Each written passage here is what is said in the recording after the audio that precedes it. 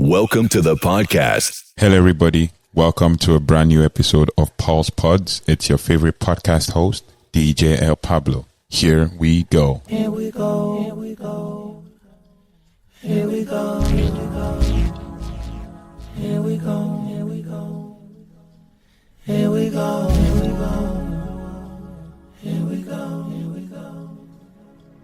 Here we go. Here we go. Oh, here we go. Here we go. Here we go. Here we go. Hello, everybody, and welcome to a brand new episode of PaulzPodz. You're listening to your host once again, DJ El Pablo, your host with the most. And today we're going to be talking about something very interesting, but I hope you've gained something valuable, in all the episodes we've released so far this season 2. And we did Japa Part 1, Japa Part 2, and Japa Part 3. And we know that we have tried so hard to help you guys, give you valuable information that can help you in your journey to migration, especially for those of you in Nigeria that I'm trying to reach out to. So in this one, we're going to talk about something very interesting, and which is we're going to kind of debunk some myths about, living abroad and what it is. And we're going to just, state some of the myths. That's myths in the sense that some of the things that people think about, or the notions they've had all their life about living abroad and what the reality is, as the case may be. So we're going to basically try and start and debunk some of these myths. So the first myth that we're going to talk about basically is, I have them on my list here. So actually I have about 15 myths that people, have, or ideologies or thoughts that people have when it comes to living abroad. The first myth is that everyone speaks English. And I'm going to tell you this from experience. For example, in a country like Canada, not everybody speaks English. You might assume that everybody speaks English, but not everybody speaks English. And you have to know that and have that at the back of your mind. So, in reality, let me get my words out. English is increasingly spoken as a second language around the world, relying solely on so if you rely solely on English, you can limit your experience. So making an effort to learn the local language shows respect for the culture and will help you integrate more easily. I have a couple of friends who live in places like in Europe, actually places like Germany, I think I have a friend in Austria. I have another friend in Norway, another one in Sweden, and Germany. So I think I've stayed in Germany before. So in these countries, they have to learn to speak the language. But also you have to understand that not everybody speaks English, as I stated earlier. And also with the advent of technology, it is easier for you to understand that sometimes you can do some translation, make an effort to translate the language. Another thing you can actually use is a game-like learning app that is AI powered called Duolingo. You can actually use Duolingo to learn the language, and then at least the basic languages like the greetings and all of those things that come with it. Then that way you can be able to integrate slowly into the culture, into the country, and the place where you're living. The second myth is that it's all sunshine and rainbows. Oh yeah, things are not as they seem. Trust me, I can tell you this for a fact. It is not all sunshine and rainbows living abroad. Have this at the back of your mind when you're planning to move. It's not all sunshine and rainbows. It can be very challenging. You would likely experience culture shock. And I can tell you this, in 2012 when I moved to England for the first time, 2013 when I moved to England for the first time, the first 3 to 4 months of my studies was tough, and I had culture shock. I was depressed, and I was going through a whole lot of stuff in that time. But yeah, and basically there were so many things that limited me at that time, and it's basically just living in a new culture, a new environment, and moving and knowing that I am on my own, even though I had been on my own all along, even in uni and through boarding house and all of that, boarding school. So the culture shock is one. You might also face some bureaucratic hurdles, and then you can also be feeling homesick, so miss home. But the challenges are also opportunities for growth and learning. So it is one thing to believe that it's all sunshine and rainbows, but at the end of the day, you need to understand that it is your opportunity for growth. Another myth which we're going to debunk here is that living abroad is only for the young and adventurous. But in all reality and in all truth, I can tell you this, that people of all ages can benefit from living abroad. Retirees can also enjoy a more affordable lifestyle and a slower pace of life. Families can broaden their children's horizons and expose them to new cultures. So it must not necessarily be Canada, like I was talking about in the last video. And in the next video, we're going to be talking about another country based off of the information I have and my lived experience. So it is an opportunity for growth, living abroad. It's not only for the young and adventurous. When you're young, yes, if you have the opportunity, do it. But then you need to also take advantage of whatever opportunity is right in front of you. The next myth we're going to talk about is that you automatically become a jet setter. Jet setter. That's what it is, right? So you automatically become a jet setter, which means that while living abroad, you can open doors to travel opportunities. Everyday life often involves navigating unfamiliar routines and errands. I used to have a friend. If she's watching this or listening to this, she will know I'm talking about her. Back in the UK days, the moment we landed in the UK, I was still trying to settle in. I landed in September. She landed February the next year. And guess what? She already traveled to Rome, traveled to Paris, literally was going around, was traveling, taking every opportunity she could to travel at the time. And traveling around at that time wasn't that difficult as it is now with the Brexit and all. So these are things that, she took the opportunity to enjoy whatever she could at the time. So it is very important that you consider some of these things and see whether you can, travel and enjoy with every opportunity. I have a family friend here where I reside who also takes the opportunity to go on holidays in different countries. Mexico, she's been to England already. She's been to Mexico. She's been to the United States. So it all depends on how much you want to explore when it comes to, living in this country. But it also is going to cost you a lot of money, which leads me to the next myth, that you will get rich quick. If you travel abroad and you travel with the mindset that you are going to get rich quick, you are in for some shocker. That's what I'm going to tell you. First, the reality is that the cost of living can be greatly depending on the location. So it depends on the location. For example, in Canada, the cost of living is high. In the US, the cost of living is high. In most of the European countries, the cost of living is high there. And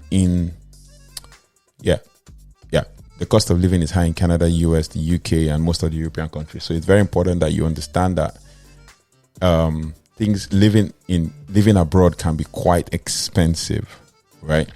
So it is important that you do your research on living expenses before moving abroad.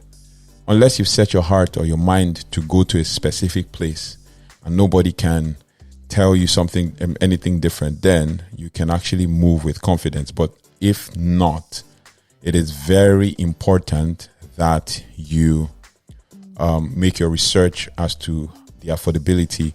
You could also live in places in Canada and still live well in smaller cities and less expensive cities. If you're living in Toronto, it's totally different, right? Because like I said in the last episode, it's the most populated city in Canada, and obviously the most expensive. So if you're going to be living in big cities, then you're in for spending loads of your money. But if you're living like in the outskirts of Toronto and some other smaller cities in Ontario, then you can be able to manage it and find a balance. So yeah,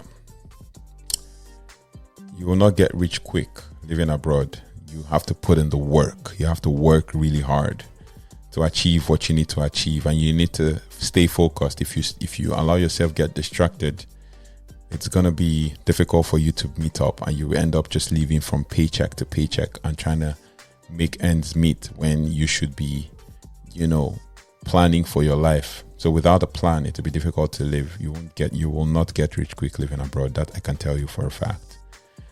Number 6 myth is that you need to be wealthy to live abroad. You do not need to be wealthy to live abroad as well. There are affordable places to live all over the world, right? It is all about choosing the destination that fits your budget and lifestyle. So there's a Nigerian proverb that says, cut your coat according to, it used to be back in the day, cut your coat according to your size. Now it's cut your coat according to your cloth, right? So it all depends on what your mindset is all about and where you're headed and what your lifestyle is and budget. So whatever the budget, you can live comfortably abroad. You just need to know what you're doing and plan appropriately. I keep talking about plan. It's very important that you plan appropriately. So like I said, there are several affordable places to live, and you just need to choose a destination that fits your budget and lifestyle. Another myth, it is dangerous. Well, while some places in the world are more dangerous than others, most countries are perfectly safe for expats. So do your research on the chosen destination and take precautions as you would anywhere else. There's some countries where you can live in and you basically be able to go out at any point in time or at any time of the day. So you need to do your research and know what you're doing and then work accordingly. It is not as dangerous as people make it seem moving abroad, especially in places like the UK, in Canada, and in the US. You need to research the destination properly and know what the living situation is in that country before you start thinking of, moving. And number eight myth is that, which is the one that most people just misconstrue. You can't work abroad legally. That's the 8th one, right? But there are many ways you can work abroad. You just need to know how to go about it. There are many ways to work abroad legally, from getting a work visa to starting your own business. The requirements may vary depending on your destination and skill set. One thing I can tell you for a fact is that if I'm going to advise you to move abroad, please make sure you have a handwork or something you're very skilled at that will build you up when you're growing. One thing people always ask, or one of the questions people always ask me, especially when they're planning to migrate, is, "Oh, I heard it's easy to get a job. Is it going to be easy to get a job?" I'll tell you a story. I came to this country and I didn't get a job until after 2 months. And I didn't get the job that I wanted until after 3 months. And then there was COVID as well at the time. So it's very important that you put in the work. A friend of mine would say something, if he's hearing this, he'll know that getting a job is a full-time job. So you need to put in the effort. It's not as easy as people make it seem, or somebody moves abroad and, oh yeah, all of a sudden you must be a baller, right? But the truth is, for some people, the grace is not as good or as easy as it is for others. So you need to know what you're doing and go for it. But then you also need to put in the work to be able to achieve what you set out to achieve with moving abroad. So you can work legally, you just need to get the right requirements or the right jobs or the right applications and the right papers to do that. If not, you're going to be, trying to pay bills, because the moment you land, the bills start counting. So, but that's another conversation for another time. One of the other myth, which is the number 9 myth, is that you'll never feel at home unless you didn't come abroad or unless you didn't move abroad to settle. You know why you're here, you know why you moved, and the most important thing is to get a better life or to get a new life. So what I think should be the reason for moving, or the plan for moving, is that you wanted to settle. So people might say, oh, you'll never feel at home, there's no place like home, unless you don't know your aim or you don't know what you're planning to do. Many people find out that living abroad creates a new sense of home, which is true. But you also build new friendships, establish routines, and create memories that will stay with you for a lifetime. So you need to have an aim and the reason why you're moving, right? So sometimes, like I would advise, sometimes you just need to make that decision and live with it. And then if you realize that, you're not finding it easy, for some people it's easy, for others it's not. But if you realize that you're not finding it easy as you thought it would be, you might as well go back. But if going back is better than the greener pastures you've seen or the struggle you've seen, then fine. If it's not, then no, like whatever decision you make is your prerogative and your priority, right? So it's very important to know that basically you can also feel at home abroad if you're starting a new life. Another thing, again, which is number 10, that people find as a myth, is that it's a permanent move. Yes, it could be a permanent move if you move abroad as one of the opportunities for you to get a citizenship or a permanent residence or work permit or leave to remain or leave to stay or whatever it is that your plan is. It could be a permanent move, but for many people who live abroad, they do so for a set period of time, such as like work assignment or a sabbatical or something. But it's perfectly fine to view your time abroad as a temporary experience. Back in the days when I was in the UK, it used to feel like a temporary experience because I was on a student visa, right? So I felt like, okay, I needed to just finish my study and go back home and work and all of that. But the rest is history, as they say. Another myth, which is number 11, is that you always need a fancy degree or a job to live abroad. You don't necessarily need a fancy degree or a job to live abroad. It depends on, like I said, your lifestyle and your budget. Now, there are many ways to live abroad affordably, such as volunteering, teaching English, or even remote work. These are like, if you check online, there's a lot of ways you can live abroad and still live okay without a fancy degree. There are some jobs here in Canada that don't require you to get a fancy degree or a master's degree to be able to qualify for those kinds of jobs. It just depends on how determined you are to achieve what you need to achieve with a job. So yeah, another myth again is that you won't have access to healthcare. Oh my days, that's one of the reasons why people move. Actually, like the amenities that are available are free because you pay taxes for these, right? For example, healthcare in Canada, depending on the province you're living in, is free if you register and get your health insurance. And then eventually, if you wanted to get like a certain type of insurance, you can also go for private insurance. But then there's private insurance and there's the government sponsored insurance. Like for Ontario, there's something called the Ontario Health Insurance. You just need to get registered to get that one, and it to be like whenever you go see a doctor, you don't have to pay. Whenever you do some types of surgeries and some types of services, you don't have to pay. Or if it's for other services, except you have private insurance, if it's for other services like physiotherapy and all of that, you'd have to pay for each session. So it all depends. The healthcare system is good. It's just sometimes it is also not as good as you would imagine. Sometimes it's always hard to get the appointments and all of those things. So you just need to know what you're doing, and also take good care of yourself as well. Not because the health system is good, then you now become a burden to the health system as a whole. So you just need to take precaution and do all that you're told to do. Another myth again is, okay, so basically still on this healthcare thing, it's like many countries have excellent healthcare systems, and some expats choose destinations specifically for their affordable healthcare. So it all depends on where you're going and what you plan to do or what you plan to achieve, going there. Another thing, which is also a myth, is that the food will be terrible.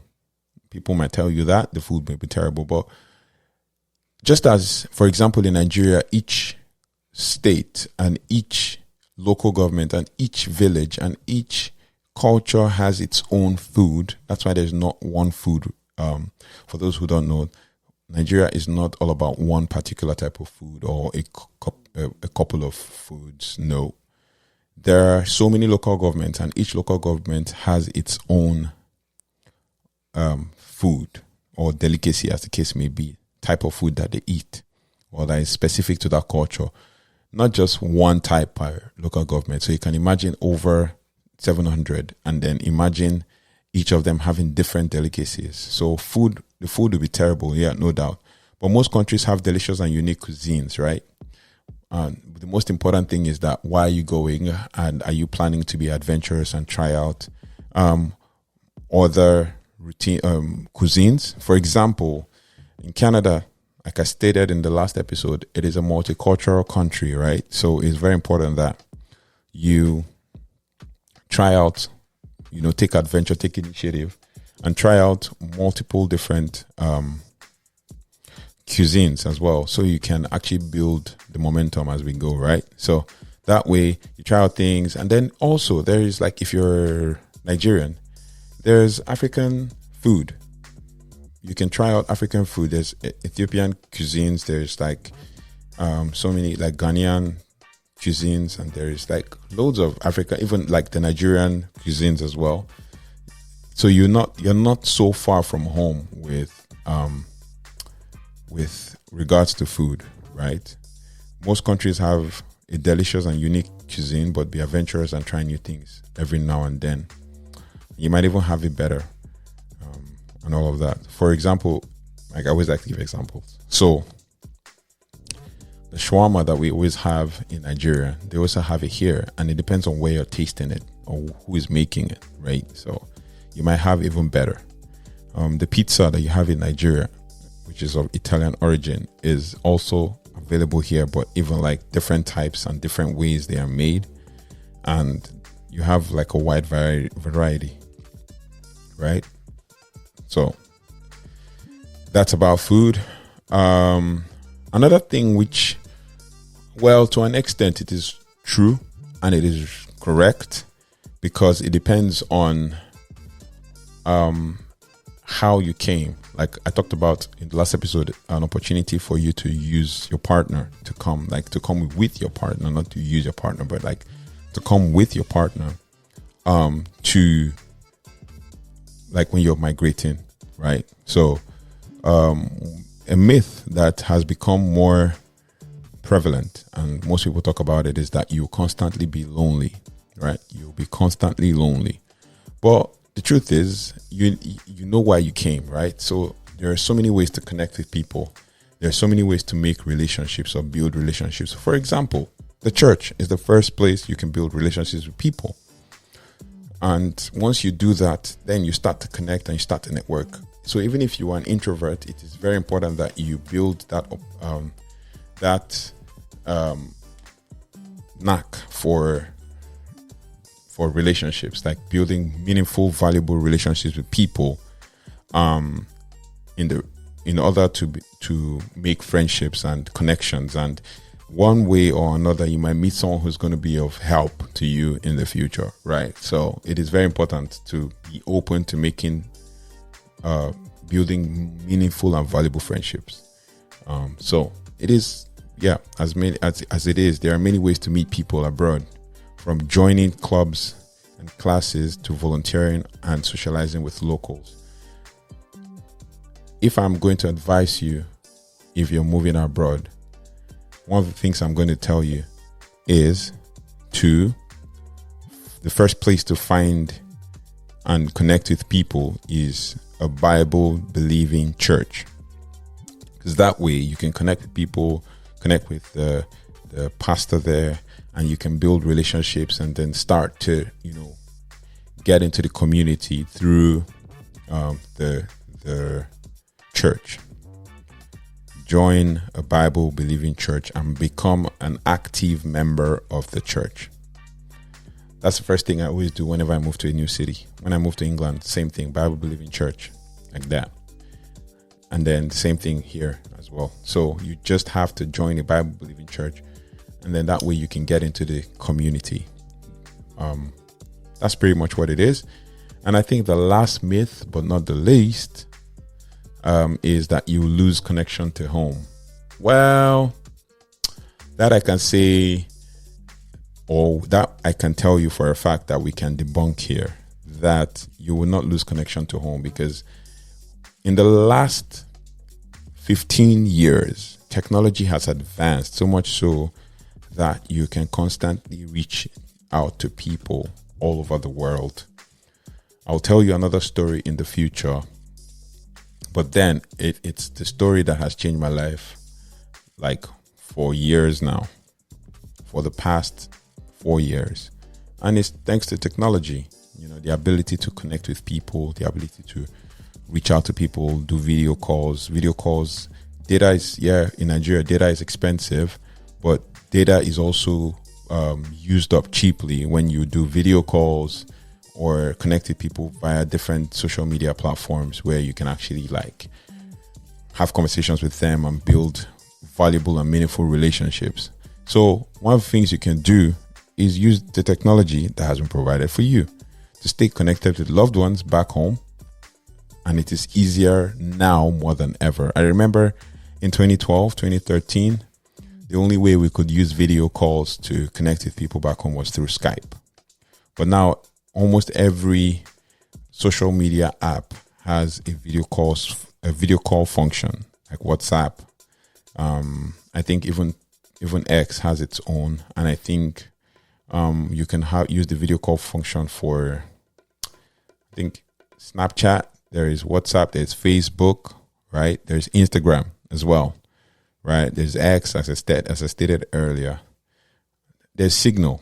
So these are all social media platforms that you can use to connect people. There's even TikTok and all of that. So all of these platforms are used to connect with people back home if you're missing or feeling homesick or something, right? So it's easier now more than ever. But what I can tell you for a fact is that all of these myths of living abroad can be debunked. And some of them are true. But one thing you should know is things are not always as they seem. For example, as I stated earlier, you might think that, the moment you've moved abroad, you have all the money in the world. It's not that. It's not as it seems. Yes, the exchange rate might be different, especially between Canada and Nigeria, or UK and Nigeria, or the US and Nigeria, with the exchange rates going really, really, really, really high. But then if you take the rent, for example, let's say as at 2014 in the UK, the rent was about £400 per month. And we're paying per month. It's not like in Nigeria where you have to pay per year or 2 years in advance. You're paying per month. And what is someone's 1 year rent is probably someone else's 1 month rent. And once you pay £400 per month, you have to go work for the remaining. And then let's say, for example, you work and you get somewhere around. I'm very sure that is not the same now, especially in the city where I lived, Cambridge. But if you work and get £400 to pay rent, and let's say you get the others. So, for example, maybe you're making maybe £7 an hour or £8 an hour, and you're working 12 hours a day. You're working 4 days or 5 days a week, depending on the kind of job that you do. Then think about it. By the time you pay your £400 per month, what you have left is supposed to take care of other bills, including feeding and all whatnot. But you need to understand that once you start dividing all of that, what's left is very little. So you have to do extra to get extra. So what I'll say is that people always think that when you've moved abroad, you have all the money in the world. But the truth is, it is not always as it seems. So just have this at the back of your mind and then plan accordingly and build momentum. Do not stop. We're right now in the half, we're already like in the 7th month of the year. So half the year is gone. It's not still too late to put your plans in place and get things going and get things moving. Because sometimes, because you've set your mind to do something, and the fact that it has not worked doesn't mean that it is the end, right? So, so just focus on building all of these momentum, and then you can achieve all that you need to achieve. It's very important. So thank you very much for listening. And I hope that I've been able to help you with some valuable information and debunking some myths, because the truth is, it'll be a hard reality if you eventually move to now realize all of these things really late. But then there's no need trying to show off that you have all the money in the world when you could actually even work harder and build upon what you already have. So thank you very much for listening, and thank you for following through with all our episodes on PaulzPodz. It's very important that you like and share and subscribe. If you have any questions whatsoever, just share these questions in the comment section. Ask your questions. You can send me a DM on social media on Instagram at PaulzPodz. And then if I shared this link with you on WhatsApp as well, you can hit me with your questions, and we can try as much as possible to collate those questions together and answer them, especially when it comes to ideas about moving abroad and what to do and how to start and all of that. In the next episode, I'll most probably talk to you about life in one of the countries. So if you want to know what country I'm talking about, then just drop a comment, share, subscribe, and follow us on all social media platforms. God bless you as you go about your journey and try to, move through life. Always keep a positive mindset and always have faith in God and believe that God will do whatever you have asked him to do. All right. And also sow good seeds in the lives of people, because you never know where those seeds will become very valuable when they germinate. God bless you. God bless your heart. Keep living the life of positive thinking and living a valuable life of living a meaningful life. God bless your heart. See you on the next one. Bye for now.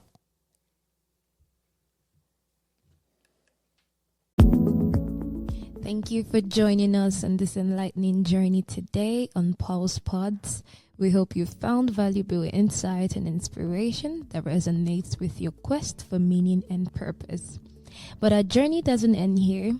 To stay connected with us and be a part of our vibrant community, make sure to follow us on social media. You can find us on Instagram, Twitter, or X as the case may be, and Facebook at PaulzPodz. Further details can be found in our Linktree site. Also, share the wisdom you've gained from this episode with your friends and family. Together, we can inspire and empower more people to embark on their own path towards a life filled with meaning and purpose. If you've been profoundly moved by our discussions and would like to support the podcast, consider becoming a patron on our Patreon page. Your support enables us to continue bringing you thought-provoking content and explore even deeper depths of the spiritual and human experience. And finally, don't forget to share, and subscribe to PaulzPodz on your favorite podcast platform so you never have to miss an episode. Your continued presence and engagement mean the world to us. Until next time, keep seeking, keep sharing, and keep supporting each other on this remarkable journey. This is PaulzPodz Podcast, signing off. God bless your heart. And remember to always seek true meaning to life and live in.